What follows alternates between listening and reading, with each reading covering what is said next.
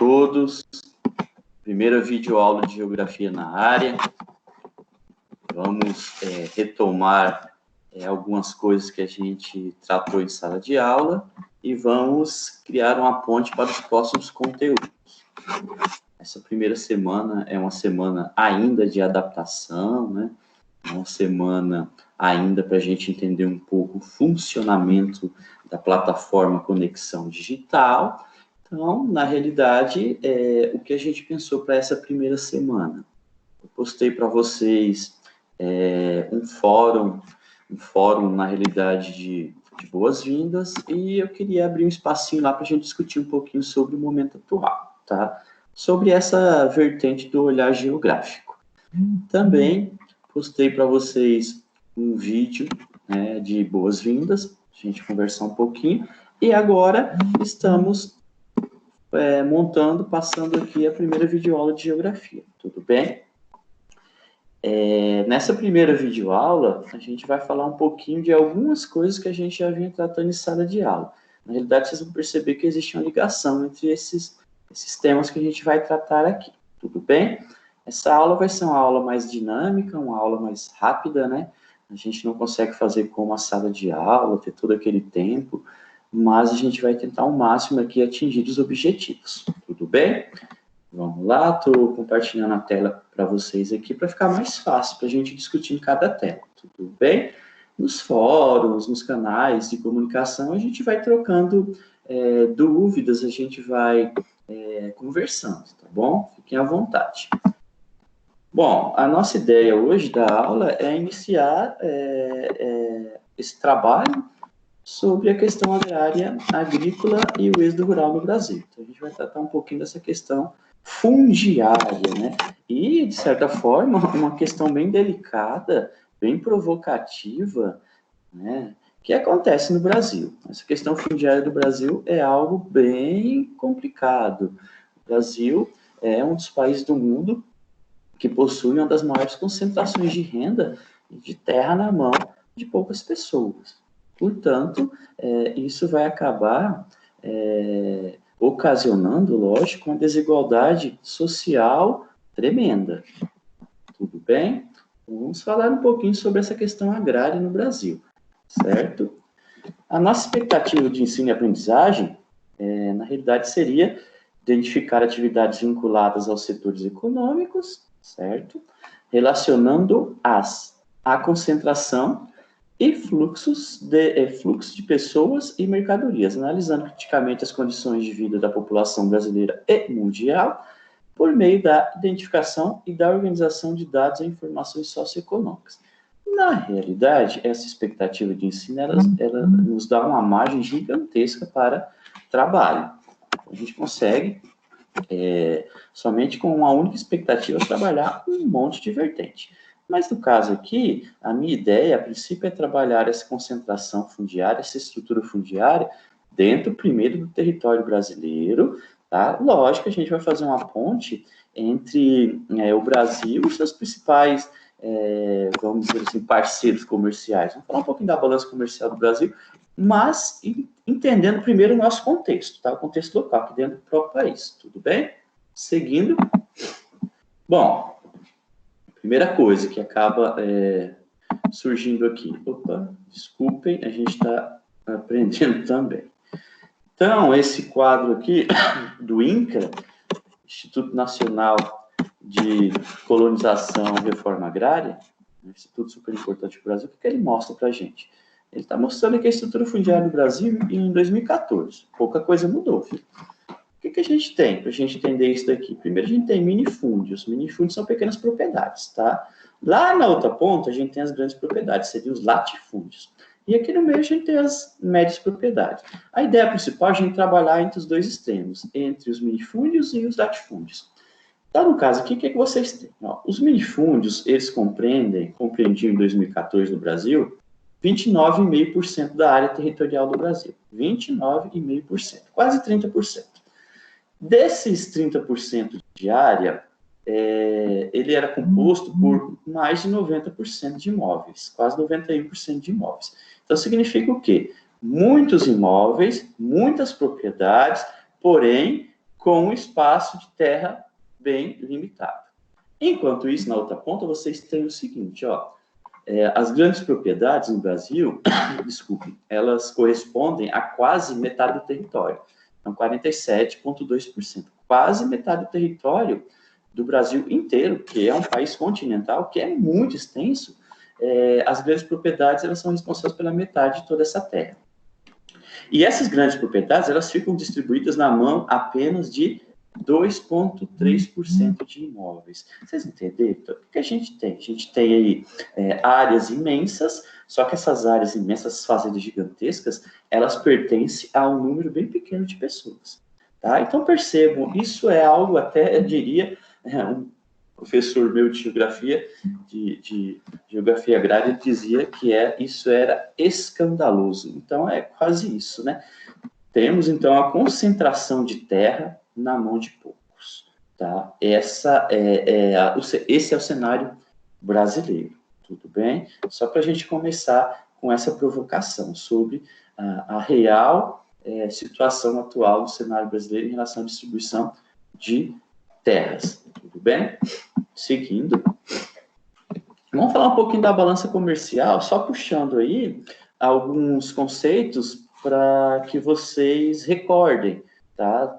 Se esqueceram, provavelmente já foi trabalhado um pouquinho de balança comercial com vocês em anos anteriores, mas vamos recordar um pouquinho, porque a balança comercial tem a ver com o produto interno do país, né, com o PIB, tem a ver com toda essa produção de riqueza dentro do país, tá? Então, a balança comercial, na realidade, ela trabalha com duas coisas, né? A balança comercial ela trabalha com importação e exportação. A balança comercial, dependendo das importações e exportações que ela realiza dentro do ano, ela pode ter, como vocês estão vendo aí na imagem, um déficit ou um superávit, tá? Então, o que seria déficit e o que seria superávit? O déficit, na realidade, é quando a gente compra mais do que vende, ou seja, a gente importa mais do que exporta. Quando a balança atinge um superávit, essa balança ela está dizendo está dizendo o seguinte, que no país, nesse determinado período, a gente vendeu mais do que comprou. Ou seja, a exportação foi maior que a importação, certo? Déficit, quando a gente vende mais, quando a gente compra mais do que vende. Superávit, quando a gente vende mais do que compra. Isso é os dois termos usados na balança comercial. Aqui, vocês vão ter uma ideia, tá? Para a gente falar um pouquinho sobre isso. Nesse determinado período aqui, que é de 2018 a 2019, as exportações do Brasil, olha só, elas alcançaram aí a marca de acima de 205 milhões. Já a importação, então, significa que a gente vendeu isso daqui para fora, em verde. A gente comprou isso daqui, que foram as importações, tá? 164 milhões. No caso aqui, dólar, tá? Os dois. Então, na realidade, vocês vão perceber que aqui a exportação, a venda foi maior que a importação, certo? Ou seja, temos aqui um saldo positivo. Esse saldo, na realidade, é isso daqui subtraindo isso daqui. Então, a gente tem um saldo positivo. Se a gente tem um saldo positivo, a balança comercial desse período atingir um superávit, tá? Foi uma balança comercial positiva. Tudo bem? Entenderam essa ideia? Tranquilo, né? Então, essa balança comercial, como a gente acabou de falar, ela está baseada em cima disso, de déficit e superávit. Como a gente acabou de falar. Primeira imagem, vocês têm o quê? Exportação, no caso aqui, a importação, ela pesou mais.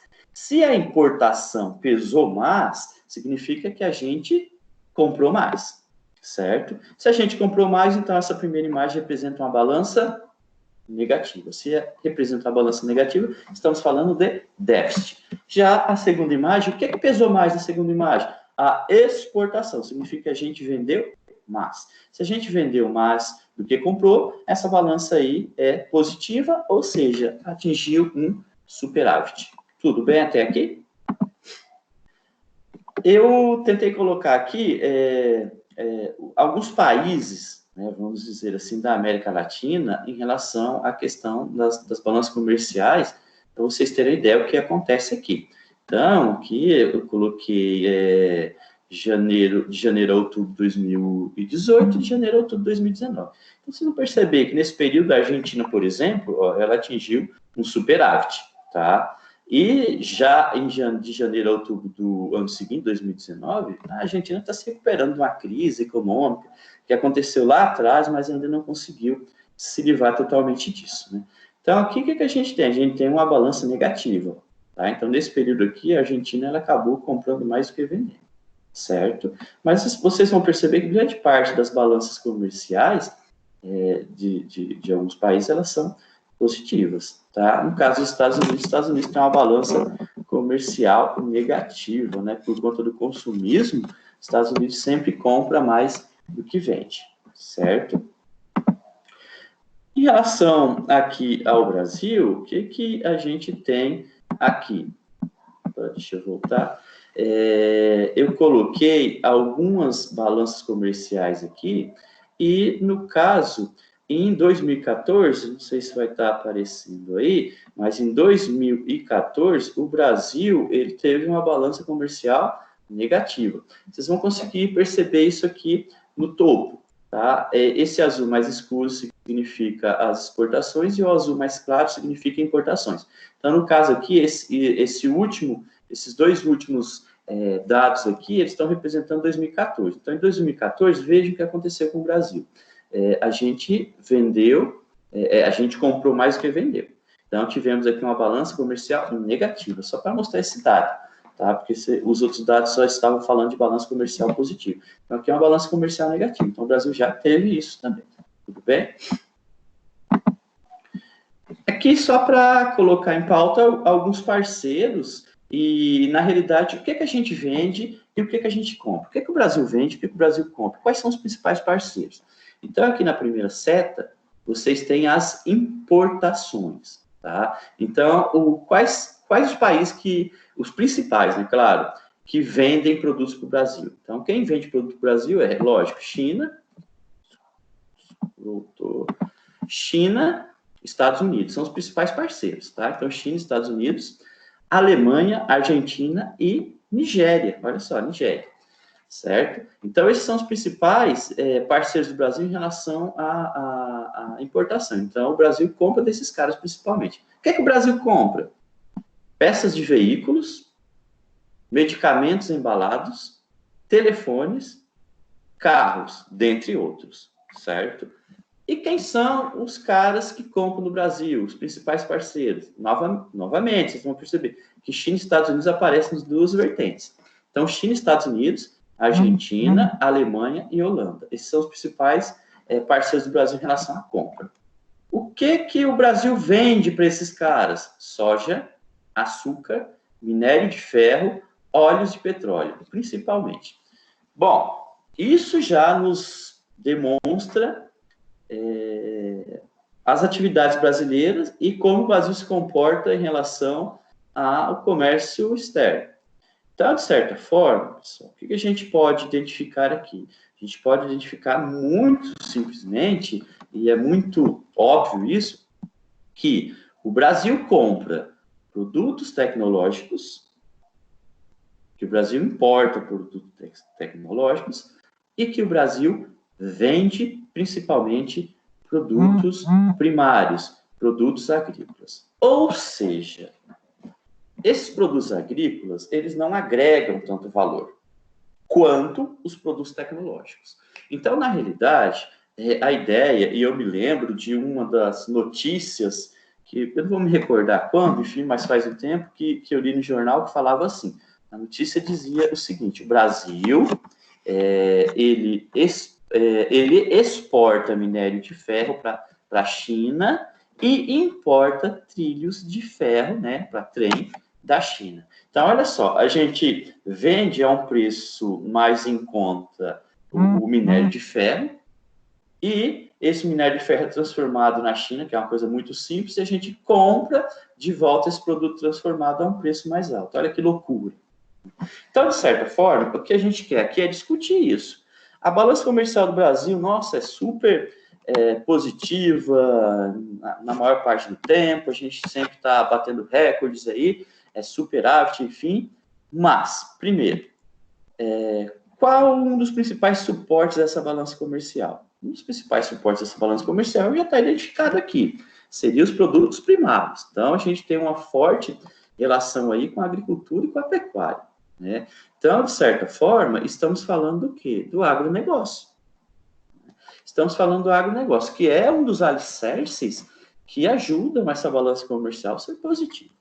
Então, se a gente pegar esses dados de balança comercial e entender que o produto interno do Brasil é tudo que é produzido no país em relação a serviços, a indústria, enfim, que se a gente pegar esse PIB do Brasil, ele é um PIB gigantesco, que coloca o Brasil em uma posição de destaque mundial. Ou seja, é um país rico? Sim, é um país rico. É um país que possui uma balança comercial muito atrativa, muito interessante, certo? Aí vem o segundo questionamento. Se o PIB do Brasil ele é positivo, se o PIB do Brasil bate recordes, enfim, se é um país com uma riqueza extraordinária, por que existe tanta desigualdade social? Essa é a primeira questão. Por que existe tanta desigualdade social? E tem outras coisas que a gente vai tratar na aula, tá? Vamos seguindo. Essa propaganda, provavelmente, vocês já viram vinculada aí a alguns canais de TV. Né? Na realidade, é um único canal de TV. O agro é pop, o agro é tech, o agro é tudo. Então, os caras estão trabalhando com essa questão do agronegócio, estão fazendo uma propaganda extraordinária em relação a esse agronegócio e, de certa forma, estão defendendo, né, o agronegócio, que o agronegócio é super importante para o Brasil. A minha pergunta é importante? Claro que é. Mas a pergunta é, esse agronegócio, na realidade, ele está super preocupado com o Brasil de verdade? É isso que a gente precisa entender. Esse agronegócio é uma indústria que produz muita riqueza, como eles mesmos falam, né? Mas onde está essa riqueza? Por que essa riqueza não é distribuída de forma mais consciente? Então, esse é o ponto principal aqui para a gente entender esse funcionamento do agronegócio, certo? Que a gente tem, por exemplo, eu vou pegar um dos itens do agronegócio, que é a produção de carne bovina. Aqui a gente tem um gráfico de pizza da produção de carne bovina de 2018. Vocês vão perceber já, a primeira olhada, um destaque gigantesco para os maiores produtores, que são justamente Estados Unidos da América, aqui em azul, e logo em sequência Brasil. Olha só, então Estados Unidos e Brasil. Tá? Aqui essa outra parte aqui de 25,3 são os outros países reunidos, enfim, por isso que tem uma fatia maior. Então, vocês têm aqui os principais produtores, ó, Estados Unidos, Brasil, União Europeia, China, Índia, Argentina, Austrália e outros. Então, vocês vão perceber, primeiro fato, o Brasil produz muita carne bovina? Sim, produz muita. É o segundo que mais produz no mundo. Tudo bem? Perfeito, ótimo. Então, por que a gente encontra isso aqui nos nossos supermercados? Se o Brasil é um grande produtor de carne bovina, por que o preço da carne bovina para o consumidor final ainda é muito alto? Novamente, provocando vocês em relação a essa questão do agronegócio. Esse agronegócio realmente ele traz muita vantagem e essa vantagem acaba ficando na mão de quem? Isso vem para o consumidor final? Então, veja, é absurdo que um país que produza, que um país que é um dos maiores produtores de carne bovina do mundo, que essa carne bovina seja tão cara para o próprio brasileiro. Sem falar de outros alimentos, enfim. Né? A gente já sabe muito, exemplo do etanol.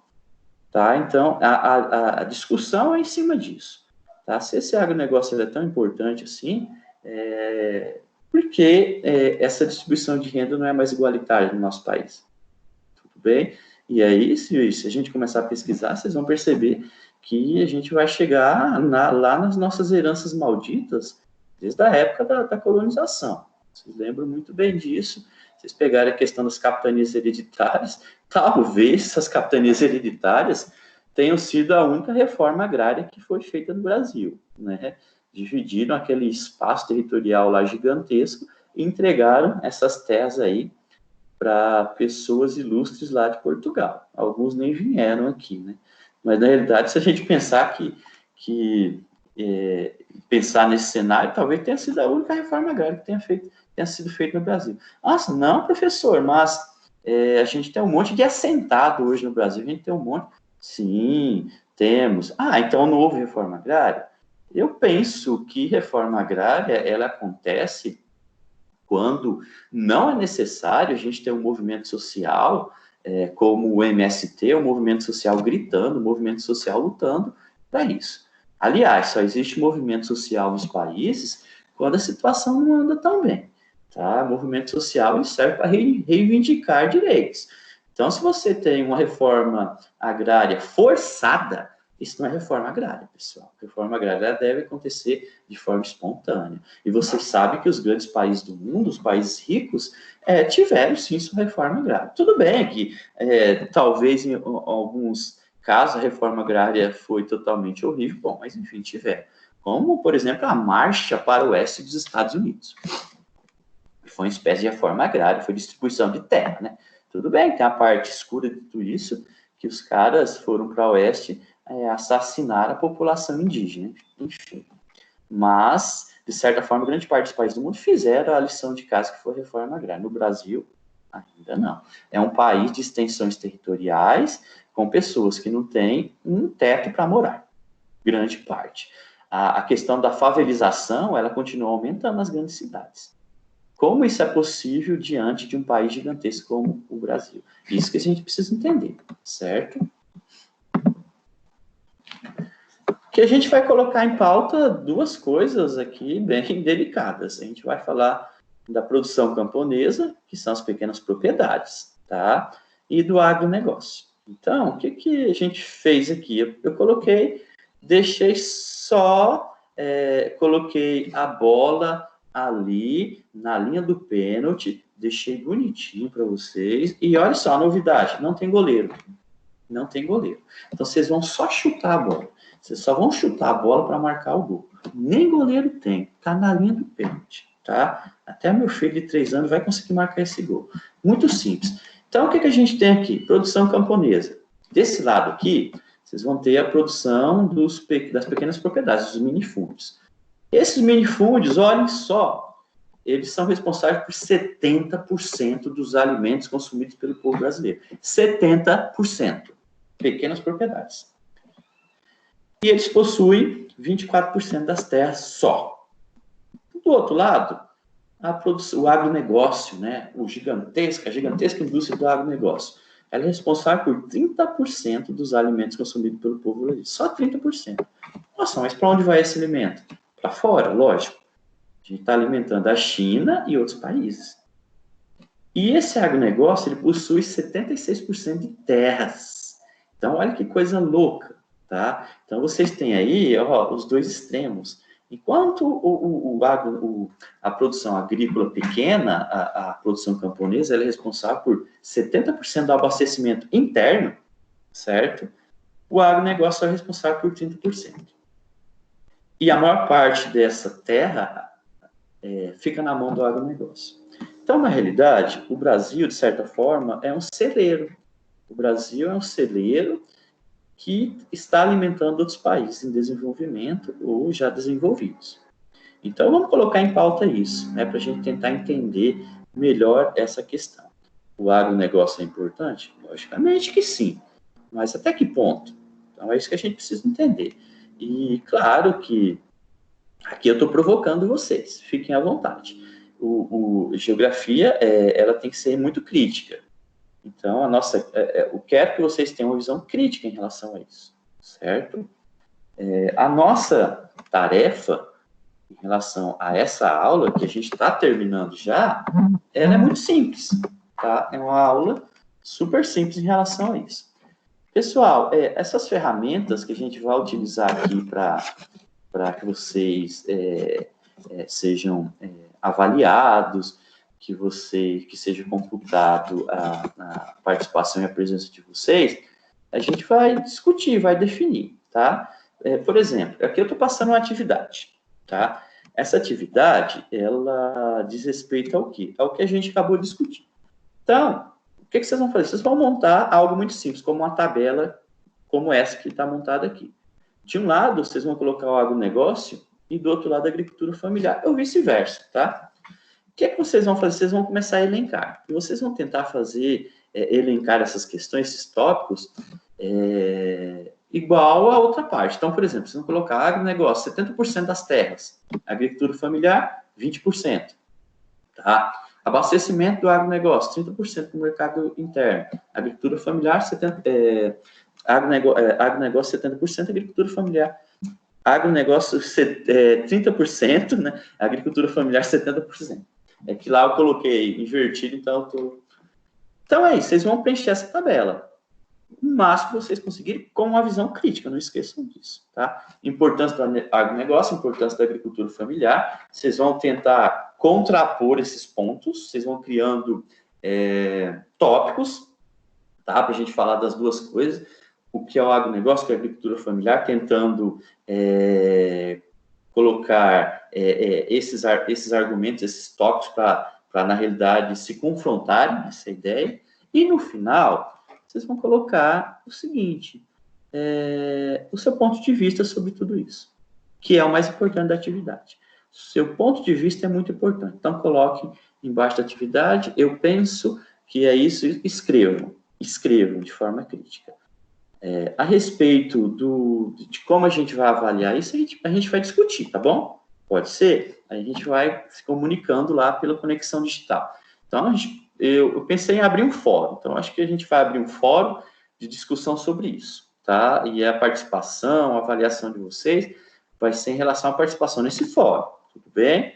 Então, se programem, é um momento, assim, de organização. Quem tiver organizado em relação a todos os conteúdos que virão pela frente, vai ser bem tranquilo, tá? Mas tem que se organizar, tudo bem?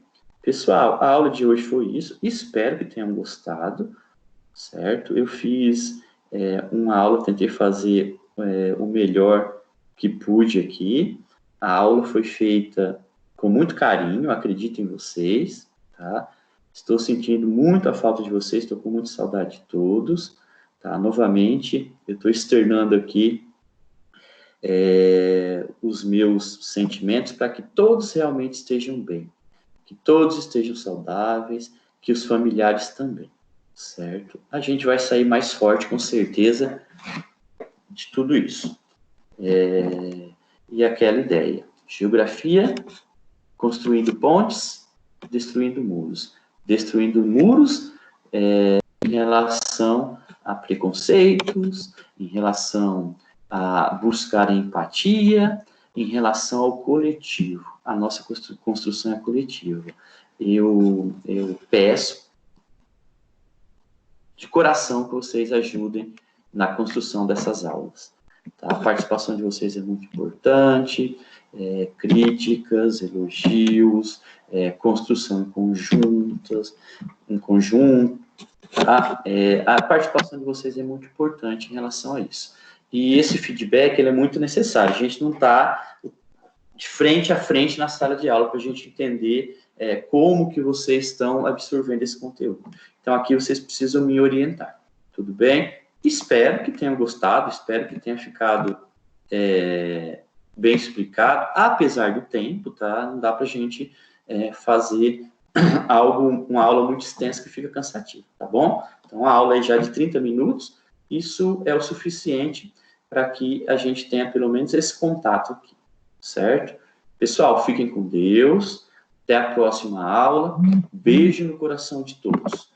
Tá? Aqui vocês têm algumas referências, enfim, a aula vai ficar disponível, né? Eu vou puxar o link para vocês lá na conexão, para vocês terem acesso à aula. Então, essa aula vai ficar disponível, enfim, então fiquem à vontade, que vocês têm algumas referências de como foi produzida a aula. Tudo bem? Abraços, fiquem com Deus, até a próxima.